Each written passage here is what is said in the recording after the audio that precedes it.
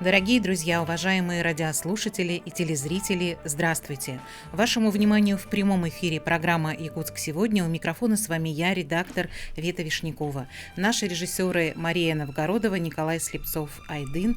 А в нашей студии гости, я рада его представить, директор национального парка «Ленские столбы» Аркадий Семенов. Аркадий Анатольевич, здравствуйте. Здравствуйте. Спасибо, что вы нашли время в своем плотном графике и пришли в нашу студию. И я думаю, что наш эфир в ближайшие 20 минут будет интересен абсолютно всем жителям нашего города и нашей республики, потому что мы будем говорить о нашем достоянии, о национальном парке «Ленские столбы», подводить итоги, расскажем о том, как будет работать парк в новогодние каникулы. И я думаю, порадуем всех слушателей и зрителей новостью о новой экотропе. Также вы планируете рассказать о сотрудничестве с китайцами и о Медвежьи острова, заповедники. Ну, еще, я думаю, многое другое. Поделитесь, конечно же, планами на следующий год. Предлагаю начать рассказывать о достижениях, о важных каких-то значимых событиях в уходящем году. Да, спасибо. Прежде всего, конечно, хотелось бы сказать, что действительно мы за 24 год, хоть он был очень сложный во всех отношениях, у нас есть, хоть они и маленькие, но мы считаем, что это огромные победы для нас, для меня лично, для нашего дружного коллектива. И хотелось бы, конечно, дать побольше информации сегодня и жителям республики, и всем, кто любит и поддерживает нас, в том плане, какие работы мы в этом году провели, какие планы у нас на ближайшие годы 25-26 в рамках нового национального проекта экологии, который у нас стартует со следующего года. Первое, конечно, то, что хотел обратить внимание, это, безусловно, я считаю, один из таких амбициозных проектов, которые мы взялись в 2023 году в рамках проекта сохранения биоразнообразия и развития туристской инфраструктуры. Минприроды России выделил нам средства в объеме около 30-40 миллионов рублей для того, чтобы мы создали кордонное хозяйство на государственном природном заповеднике Медвежьи острова. Это уникальный объем работы, повторюсь еще раз, потому что на самом деле территория находится, если официально сказать, что это побережье Восточно-Сибирского моря, это Арктика. По-простому это южный берег Северного Ледовитого океана, если так. Да, но и та уникальность, которой сегодня мы провели эту работу, это доставка этих кордонов до места назначения. Медвежьи острова сами собой представляют два кластера. Это кластер материковой части и кластер морской акватории. В состав ее входит 6 островов. Да? Поймите, доставить кордонное хозяйство непосредственно до островов в морской акватории в Арктике — это очень сложный процесс. И я просто благодарен своему коллективу, всем тем, кто принимал в этом участие, за ту работу, которую провели. Мы неделю шли колонной, 2 бульдозерами пробивали автозимники, вплоть по тундре, потом по акваториям Восточно-Сибирского моря. Эту работу мы вовремя, благополучно выполнили. Я хочу сказать, что после развала Советского Союза в русской Арктике, кроме Министерства обороны с его возможностями, да, такую работу никто не проводил. И я просто счастлив, что мы то доверие, которое нам дало Министерство природы, правительство Российской Федерации, мы со своим коллективом оправдали и выполнили все поставленные задачи. Сегодня инспектора, работающие непосредственно на заповеднике, научное сообщество, которое приезжает к нам ежегодно на весенний мониторинг, осенний мониторинг белого медведя, на ученые, которые прилетают в летний период для мониторинга и изучения птиц, почвы и вообще климата в Арктике, они могут сегодня проводить безопасно, подчеркну, и благоприятных, комфортных условиях ту работу научную, которую необходимо проводить сейчас в рамках поручения президента, поручения председателя правительства по изучению сохранения Арктики, русской Арктики. И, конечно, здесь не порадоваться это невозможно было. В этом году мы прилетали в рамках уже осеннего мониторинга. Те коллеги, которые были с нами, они оценили. Прилетал заместитель директора Департамента особо охраняемых природных территорий Минприроды России Вольф Денис Валерьевич сам лично посмотрел, оценил, сказал, работа классная, все, что вы сделали, это очень здорово. И именно на примере вот наших кордонных хозяйств в будущем, наверное, те новые территории, которые будут, и те, которые сегодня обустраиваются только вот все кордонными хозяйствами, они будут работать на примере наших хозяйств, ну, наших кордонов. Кордонное хозяйство у нас входит, это 4 модуля, это гостевой дом, дом инспектора, баня, гараж, ну и, само собой, туалет. И я думаю, это вполне достаточно, чтобы можно было вокруг белых медведей, не опасаясь, что их как-то внезапно нападут и так далее, существовать, выполнять свои задачи, поставленные Минприроды России и руководством учреждения. Вообще у вас замечательный коллектив. Я могу судить по общению с Виолеттой Засимовой, пресс-секретарь Национального парка, журналист. Я вижу ее статусы, она часто публикует о том, как вы работаете, с такой любовью относится к работе, с таким удовольствием огромным. И я думаю, что когда такие люди вот в команде, да, это дорогого стоит. И из ее статуса я увидела, что, оказывается, есть новая экотропа, она уже сама по ней поднялась. Я так рада, что с таким комфортом теперь можно будет гостить на Ленских столбах. Да, у нас вот, что касается коллектива, я хочу сказать, что мы буквально в прошлом году, я на 60% обновил руководящий состав учреждения. Мы в этом году создали свой проектный офис для того, чтобы готовить проекты и участвовать в федпроектах, федеральных проектах, которые будут стартовать в следующем году в рамках нового у нас проекта «Экология». Это даст огромное подспорье для освоения бюджетных средств, для того, чтобы строить более комфортные визит-центры, да, объекты туристической инфраструктуры. И, безусловно, один из главных таких наших приоритетных направлений, которые мы сегодня, это, безусловно, реализация второго, третьего этапа строительства и благоустройства нашей экотропы. Да, действительно, мы в прошлом году также в рамках нацпроекта «Экология», который в этом году заканчивается, в рамках федерального проекта «Экология», и мы начали реализацию первого этапа строительства и обустройства экологических тропы. Сегодня объем работы, который в рамках первого этапа мы завершили на 90%. Да. И я хочу сказать, что уже вот в рамках зимнего, нового, этого нынешнего зимнего туризма наши гости и туристы могут пройтись по новой тропе. И, безусловно, это совсем другие узоры, другие виды. Тропа прошла совсем по другому контуру. Она намного расширенная. Да, есть несколько переходов, есть мосты, и есть, мы увеличили количество стояночных мест с 2 до 9. Это тоже играет огромную роль. Да. Входную группу поменяли. В рамках уже реализации второго этапа, третьего этапа мы хотим ее обустроить полностью по всей протяженности этой тропы, обустроить системой видеонаблюдения, точками доступа Wi-Fi. Тропа будет полностью на 100% освещена. И, безусловно, самый важный момент – это кнопка экстренной вызова помощи. Они будут периодически на каждые 500 метров установлены. Я думаю, это очень важно для безопасности. Ну и во втором-третьем этапе мы планируем также наверху построить малые архитектурные формы, которые придадут некую эстетику и красоту, внешний вид на Смотровой, в том месте, где, к сожалению, у нас в 2014 году там выгорело все, это мы окультурим все, и в проекте это все есть. Ну и, безусловно, строительство визит-центра, оно само собой напрашивается на Ленских столбах, и он обязательно будет в проект включен. Я думаю, это будет такой один из центровых визит-центров, который даст возможность впервые людям, которые пришедшим к нам, приехавших к нам в гости, и детям, ознакомиться, там наполовину сделаем интерактивные панели поставим и так далее. Я думаю, это будет очень здорово. Также в рамках этого, безусловно, мы без инженерки не сможем.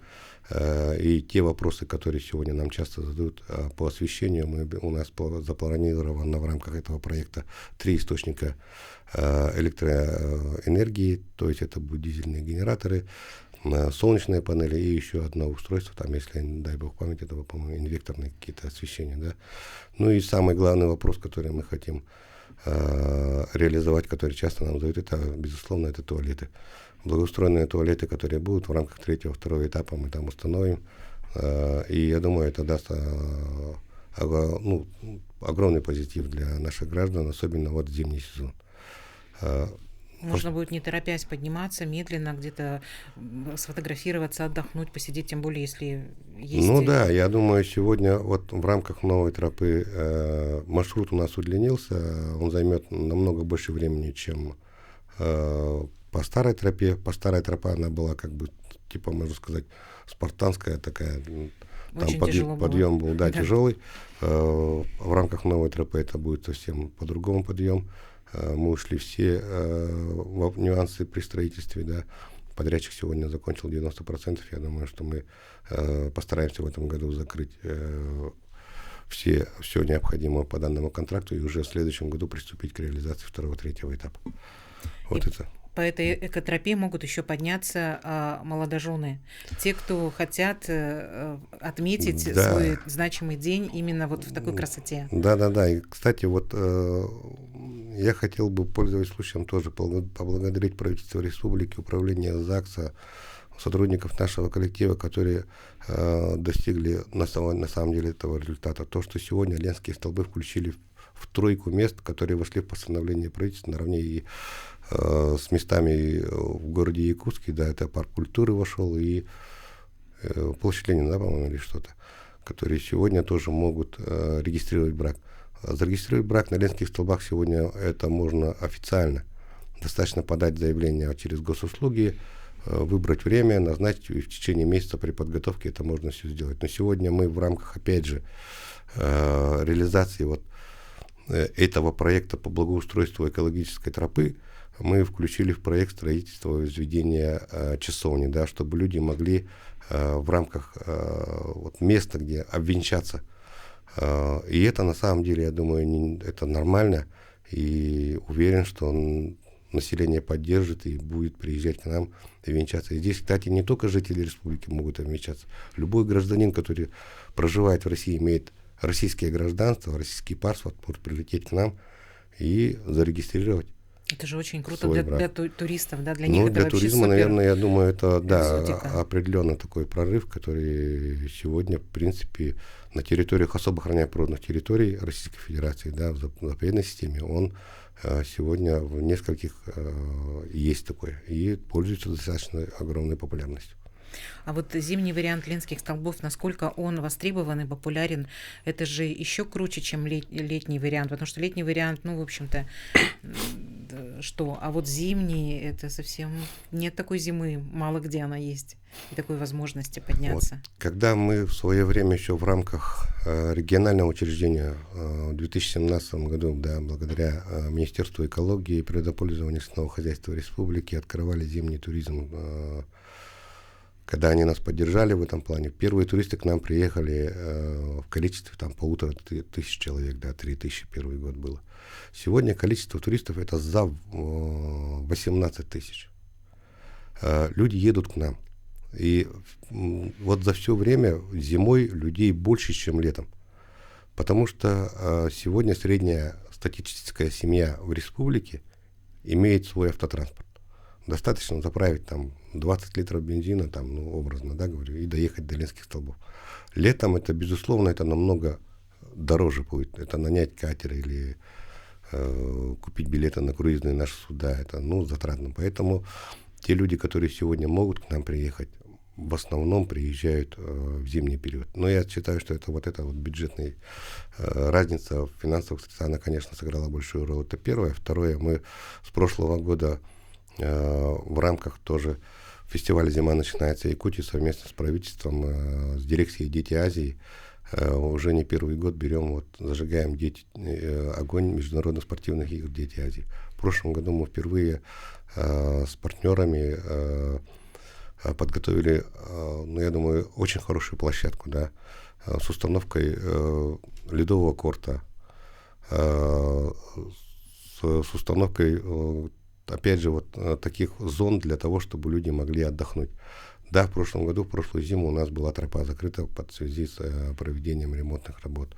И то количество людей было много. Мы в прошлом году вот с дирекцией организовали хоккей со звездами, да. Это было уникальное событие, и огромное количество пришло туда людей. Мы посчитали, около 5-7 тысяч человек пришло в один день. Было очень красиво, да? Да, это очень красиво, и сегодня мы решили, что некое зимнее мероприятие мы должны проводить ежегодно. В этом году тоже есть у нас такие планы. Ту подсветку, которую мы впервые придумали и провели в прошлом году, мы в этом году ее обязательно сделаем.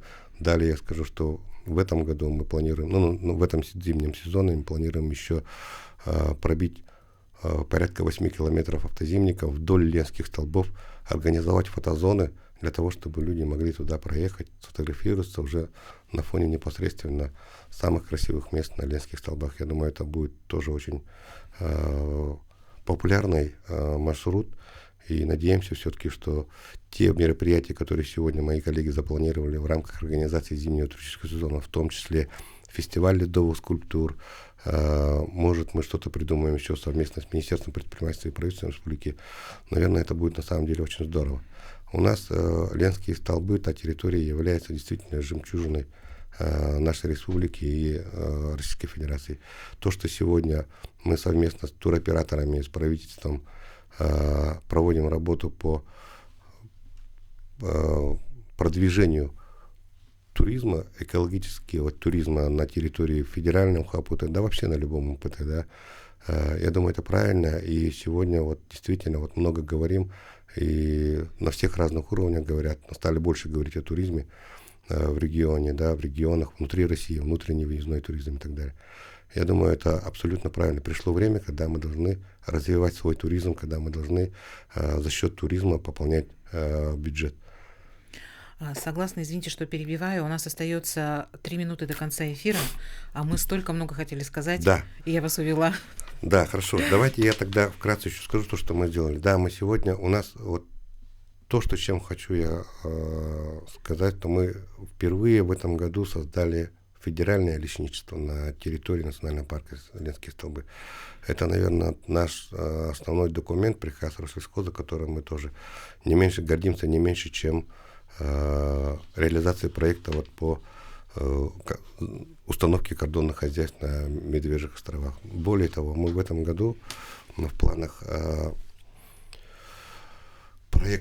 реализации проекта освоения лесов мы подготовили проект лесохозяйственный, ну такой есть, если лесничество, должно быть проект освоения лесов, должен быть лесохозяйственный регламент, да. Все эти документы сегодня готовы, и на эти тоже были выделены федеральные средства. Есть партнер компания «Экофактор», которая выиграла, и экологическая безопасность, которая выиграла в прошлом году тендер. 2 года эти работы проводились на самом деле очень качественно, и я уверен, что на следующий год все эти документы будут утверждены. Это архиважные документы, без которых, конечно, никакая деятельность, в принципе, по развитию, особенно туристской инфраструктуры, да, строительству каких-то объектов, это без них очень тяжело. Поэтому, на самом деле, сегодня от нас все, что нужно, мы внесли, изменили, и я надеюсь сегодня, что в январе-феврале месяце министерство их утвердит, и мы получим очень хороший, качественный документ. Что еще, что я хотел сказать, это, безусловно, то, что мы, вот вы говорили вначале, это сотрудничество с Китайской Народной Республикой, да. В этом году, в апреле месяце, приказом Министерства природных ресурсов нам был передан в управление национальный парк Кыталык. Для тех, кто вот не знает, хочу пояснить. У нас бюджетное учреждение одно, а территорий 3. Ленские столбы, Кыталык и Медвежьи острова. И вот в рамках развития вот национального парка Кыталык мы с делегацией республики 2 раза вылетали в Китай для того, чтобы все-таки заключить соглашение об охранении стерха. Стерх сегодня – это священное животное для всех жителей Якутии. Да? У нас на территории нацпарка в Якутии оно гнездится, а зимует оно в Китае. Китайцы огромную работу проводят для того, чтобы сохранить.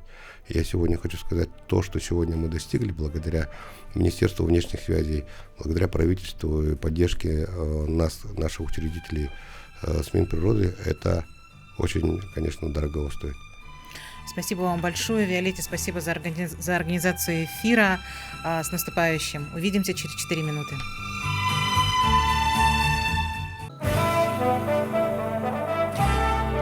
Дорогие друзья, уважаемые радиослушатели и телезрители, мы продолжаем. Вашему вниманию в прямом эфире программа «Якутск сегодня». С вами по-прежнему я, редактор Вета Вишнякова. В нашей студии новые гости, и я рада их представить. Якутский технологический техникум сервиса имени Юрия Готовцева в лице. Заместитель директора по научно-методической работе Татьяна Халдеева. Татьяна Дмитриевна, здравствуйте. Здравствуйте. Преподаватель основ предпринимательской деятельности Надежда Багаева. Надежда Юрьевна, добрый день. Здравствуйте. И студент второго курса техникума, специализация повар-кондитер Никита Обутов. Никита, здравствуйте. Добрый вечер. Спасибо, что вы нашли время и пришли сегодня в нашу студию. Тема, мне кажется, очень интересная – предпринимательство среди студентов. И тот конкурс, о котором мы сегодня будем говорить, «Бизнес-колледж» называется, он наверняка для того, чтобы помочь молодым предпринимателям как-то обозначиться, проявиться в нашей жизни. Я думаю, что стоит начать про сам конкурс, да, в рамках чего он проведен, кому посвящен и так далее. Но хотя вы можете начать с чего хотите, можете рассказать про ваш техникум, потом вернуться к конкурсу. Еще раз здравствуйте. Я бы хотела начать представление с техникума. Наш якутский технологический техникум сервиса имени Юрия Александровича Готовцева, он готовит, один из немногих учебных заведений, который готовит кадры для торговли, питания, сервиса и индустрии гостеприимства. Вообще, одним из стратегических документов нашего техникума является программа развития. И эта программа развития, она основана на проектное управление. Поэтому неудивительно, что у нас очень много проектов, которые мы реализуем. И в данном случае одним из таких, основных наших проектов является проект «Учебное предприятие» как ресурс практикоориентированного обучения лиц с ограниченными возможностями и развития внебюджетной деятельности, которым руководит наш директор Ольга Александровна Кокаш. Вот этот проект, он в 2021 году был представлен во всероссийском конкурсе, который проводился на платформе Смартека «Кадры для бизнеса», и стал победителем в номинации «Бизнес-колледж», колледж-завод. И поэтому мы развиваем этот проект. У нас действующая учебно-производственная столовая, учебно-производственная пекарня, учебно-производственный кондитерский цех, швейные мастерские, гостиничный комплекс, да, и мы свою продукцию, которую готовим, реализуем наравне со всеми предприятиями, изготовителями, участвуем в конкурсах закупок и так далее, и поставляем свои продукции в учебные заведения, медицинские учреждения. И в последнее время мы стали развивать и студенческие стартапы. Вот как раз наши стартапы, мой первый стартап у нас был парикмахерской, мой образ. Второй стартап был, это бар, студенческое кафе. Поиграем, чай, кофе, поиграем. Вот этот проект у нас уже действующие стартапы. И как раз в этом году мы уже приняли участие с кейтерингом, да, и стали третий раз победителями в научно-практическом форуме «Шаг в будущую профессию» наших молодых исследователей в номинации «Колледж-завод». Там как раз проводился финал этого конкурса бизнес-идей наших студентов. И я думаю, что более подробно об этом расскажут наша Надежда Юрьевна, она руководитель нашей команды, и Никита Обутов. Вы уже такие прям заслуженные победители, у вас не первая победа. И раньше назывался, да, ваш техникум, это кулинарный техникум назывался. Торгово-кулинарный техникум, да. Министерство торговли Якутской ассоциации. И не особенно он там был популярен, да, но сейчас вот эта профессия, она как будто бы настолько востребована, она прям такой крутой становится. Никита, да, вы согласны? Потому что человек очень потребен к еде. То То есть человек без еды не может. Не может. Не может. Это точно. Без вкусной еды особенно, да. Вот. Где бы человек ни находился, он всегда должен кушать и правильно, и вкусно.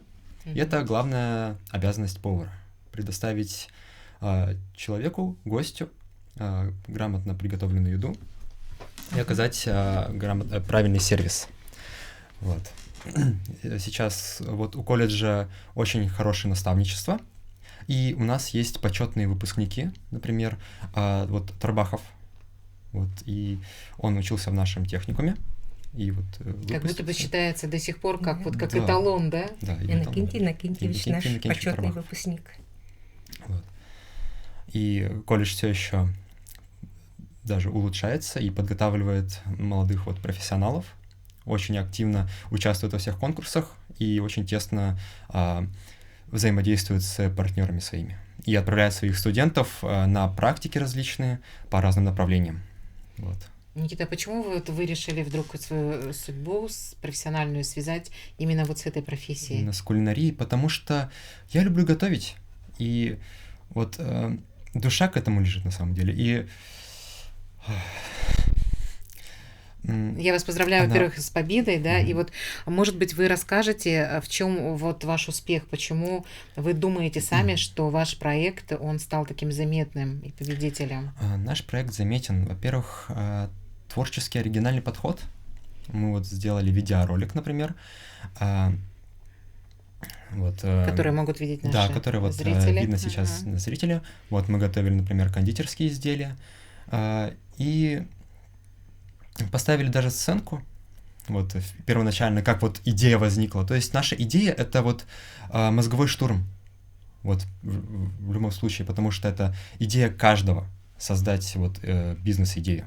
Вот у вас такие студенты красивые. Я смотрю, думаю, Никита точно мог бы голос красивый, да, где-то вот и с голосом связана профессия, и внешность такая, да, и мог моделью работать вообще. И такой будет красивый повар в каком-то ресторане. Рассказывал нам, да, как он в детстве начал готовить, как бабушка его учила. Да, бабушка с дедушкой вот в поселке, когда жил, меня вот... А вы откуда, из какого поселка? Я из Кобяйского улуса, поселок Сангар. Вот, там вот, получается, вместе с ними, когда жил в поселке, очень много готовил вместе с ними. Бабушка постоянно звала, когда вот на кухне работала, вот у себя домашней.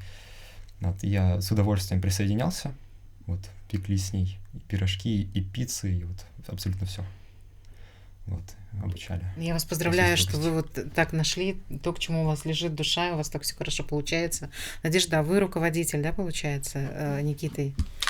Да, я руководитель команд именно по предпринимательству, которые участвуют в техникум. Значит, хочу сказать то, что 3-й раз мы участвовали, и 3-й раз мы... Молодцы. На первом месте, да. Хотя мы сами не ожидали, но, видите, дело в том, что когда участвуешь каждый раз в таких мероприятиях, в таких соревнованиях, нужно, это же предпринимательство, нужно найти свою изюминку, ту, которую заметят именно жюри. И вот каждый раз, вот на протяжении 3-го раза мы вот что-нибудь такое находим, да, когда мои студенты, моя группа, да, ну, становятся заметными. А изюминка — это найти какое-то блюдо, которое прям вот всем понравится, или какое-то оформление, или вот как Никита говорит, творчески, это как-то все так режиссерски оформить? Нет, ну в кейтеринге это да, а вот когда ты участвуешь именно в конкурсе, да, я имею в виду в самом конкурсе, нужно найти такую изюминку, да, чтобы именно твой проект, твою команду заметила жюри и оценила. Вот в этом плане. Я, когда знакомилась с материалами к сегодняшнему эфиру, я там увидела сумму 10 миллионов рублей. Это так столько стоит победа? Нет, это не только этого, это многогранная эффективная работа всего техникума за год. Мы победили в конкурсном отборе на грант главы. Лучший колледж стали по всем показателям эффективности деятельности. Это не только победа на шаг в будущее, это и по другим направлениям работа. И 10 миллионов, которые мы должны реализовать в 2025 году, реализация не менее 5 проектов студенческой студенческой инициативы. Короче, бюджетирование наши студенты предлагают. Мы в настоящее время собираем эти заявки, их интересы, и надеемся, что в следующем году мы оснастим наши мастерские, студенты проявят свой интерес и обустроят свой быт. Надеемся на это очень. Тамаре Даниловой еще хочу сказать большое спасибо за помощь в организации сегодняшнего эфира редактору Института профессионального образования, да, и наверняка нам стоит сказать, что этот конкурс, он в рамках 18-го форума молодых исследователей «Шаг в будущую профессию», приуроченном к 70-летию Егора Борисова, и это важно было отметить. И еще что-то было про Всероссийское общественное движение первых. Молодежное движение, вообще, движение вот первых. этот конкурс наш, да, не конкурс, а научно-практический форум молодых исследователей «Шаг в будущую профессию» состоит из нескольких направлений. Чуть тоже микрофон поближе. Это научно-практическая конференция по различным секциям, это фестиваль молодых дизайнеров, это вот как раз бизнес-идей, это диджитал-идеи, направлений много, да, инженерные проекты и так далее, да, и отрадно то, что победители, призеры этого форума вносятся в федеральный реестр, да, который дает право нашим студентам в будущем, если они будут поступать в институты, высшие учебные заведения, да, будут давать дополнительные баллы им. И это очень хорошо. 10 миллионов рублей, все-таки мне вот интересно, эта сумма потом куда? Сумма же огромная, это как раз-таки для того, чтобы помогать студентам делать свои стартапы. 10 миллионов рублей – это отдельно другой конкурс грантов учебным заведениям. Самое такое – это лучший колледж, 10 миллионов, да, и 5 учебным заведениям по разным номинациям, например, лучший в спорте, лучший в профессии, лучший в образовании, лучший в общественной жизни. И всего наш глава, Асен Сергеевич Николаев выделил 40 миллионов на развитие профессиональных образовательных организаций нашей республики. Это просто будет развиваться на эти деньги ваш колледж. Да. 10 миллионов нам выделили в этом году, и мы очень радуемся этому. У нас не так много времени до конца эфира, 5 минут, чуть больше 5 минут. Вы, может быть, что-то хотите сказать, а я вдруг не спрошу. Скажите. Хотелось бы сказать, что пожелать нашим всем землякам очень творческого, хорошего Нового года. Мы гордимся тем, что наши педагоги в этом году стали победителями Всероссийского конкурса наставничества. Это Ирина Юрьевна Родина буквально на прошлой неделе вернулась с форума. Это Винокурова Саргалана Леонидовна, которая стала победителем лучшей профессии педагог-наставник. Она же победитель международного конкурса Востауф из Казахстане. Это Соловьева Инна Петровна тоже стала победителем в этом году Востауф из Казахстан. У нас очень сильные педагоги, и 62 педагогических работников из 108, да, и около 70% они имеют категории высшие и первые, поэтому, может быть, такие хорошие результаты. У нас очень творческий коллектив, творческие педагоги, и желаю, чтобы в следующем году они еще показали себя и имели большие успехи. И здесь я хотела еще отметить то, что, возможно, победа наших студентов заключалась в том, что Институт развития профобразования совместно «Мой бизнес», они проводили курсы «Молодой предприниматель», «Я молодой предприниматель». И там сколько? 140, да? 140 участников было из 35 учебных заведений.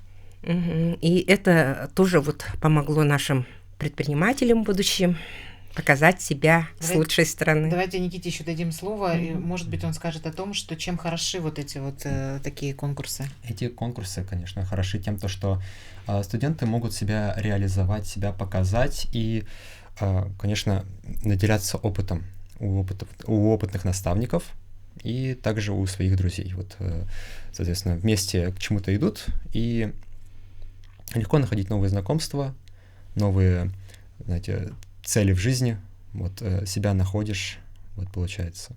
Если постараться, конечно, колледж предоставляет огромное количество конкурсов, очень много открытых дверей на самом деле.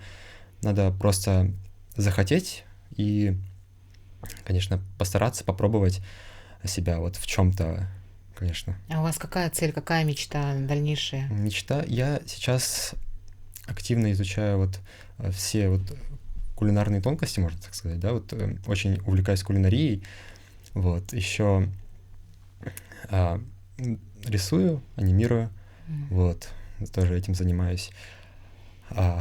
Может быть, свой ресторан, потом хотите свое кафе? Ну, или это как-то... Ресторан для шеф-повара — это, конечно, вот предоставляет возможность показать вот свой стиль, наверное. Мне так кажется. Вот как бы шеф-повар организовал работу, сервис, вот именно стиль ведения бизнеса с точки зрения кулинарного. Вот. Или, может быть, вас пригласят, да, в какой-то ресторан работать? Вот, то есть даже хорошо, когда рестораном владеет шеф-повар, потому что он знает, как им владеть. Мне вот Николай Атласов даже такое говорил, когда вот я с ним в диалоге был, говорил то, что вот надо открывать ресторан, когда вот с шеф-поваром станешь, вот точно надо, потому что просто так бизнесмен, рестораны, он обычно далеко не идет. Вот. Ну, пожелаем вот молодым таким кадрам, да, пускай все сбудется, что вот вы планируете, что вы хотите. Надежда, может быть, вы что-то дополнить хотите? Может быть, поздравить. Минута у нас остается до конца эфира. Да, я хочу всех поздравить с Новым годом. На следующий год у нас будут еще проекты, да. Надеюсь, что у всех все будет хорошо. Значит, сильных команд, хороших идей, да, вот самое главное, конечно, это успех, победа, это выбрать хорошую идею и подобрать хорошую команду. Ну, чего всем своим коллегам желаю. На следующий год защитника. Мы желаем таких же патриотов, молодых, побольше. Да, пусть все будут здоровы, все будут живы, все будут дома среди своих близких. Спасибо вам большое за сегодняшний эфир. Удачи всем, всех с наступающим, слушателям и зрителям. Спасибо за ваше внимание. Хорошего вечера.